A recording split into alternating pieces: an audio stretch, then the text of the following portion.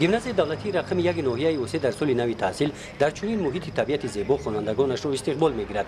در دوره تعطیل تابستانه مکتبیان این گروه را کارمندان قسم خوجگی مکتب شنانیدند. در داخل مکتب باشد کارهای تعمیری و برقرارسازی صنفخانه‌ها متشکلانه ادامه دارند. در این صنفخانه تعلیم فن تاریخ و حقوق برآمده شده است. فرش صنفخانه رنگ کرده شده، میز و کرسی‌ها تامین می‌باشند.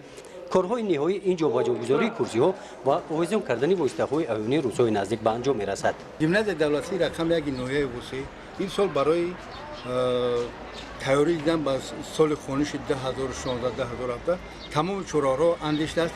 تمام صنفخانه‌ها از تعمیر برآورده شده است. تیره‌ها آینه بندی کرده شدند. یگان کمبود در مسئله تعمیر صنفخانه‌ها و گیمنازیوم نیست.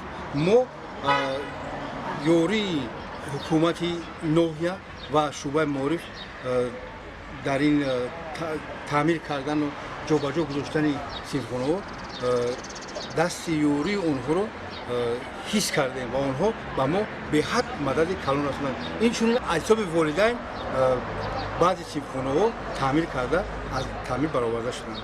در صنفخانه اینفرماتیکا باشد واسه پیوست نمودن تجهیزات‌های نو الکترونی برآمده شده است.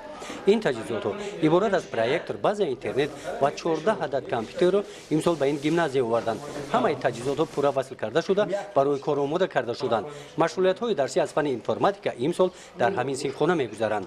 این تکنولوژی نوی که از حساب دولت هندوستان و وزارت معارف جمهوری تاجیکستان به ما تامین کرده شده است برای بلند برداشتن صفت تعلیم و تربیت و درس‌های تکنولوژی به حد مدد خوب می‌رساند. با همین مانند همین گونه تجهیزات‌های الکترونیک برای تعلیم فن اینفرماتیکا دوره به دوره دیگر مکتب‌ها هم تامین کرده می‌شوند. ماموریت گیمنازیوم دولتی رقم یک در ناحیه اوسه در نقشه دارد که در آینده بنای نوی تعلیمی عبارت از صنفخانه‌های نوی زمانوی سازد. در ناحیه نیز ساختمان بنای صنفخانه‌های نو در نقشه است. در گیمنازیوم دولتی رقم یک روز یکم اوست این معلمان از رخصتی مهنتی برگشتند. معلمان با برنامه تعلیمی شناس گشته به سال نوی تحصیل آماده می‌شوند. گزارش خواجه نظری خدای نظر ظهور فضل ناحیه واسه برای برنامه اطلاعاتی نوید.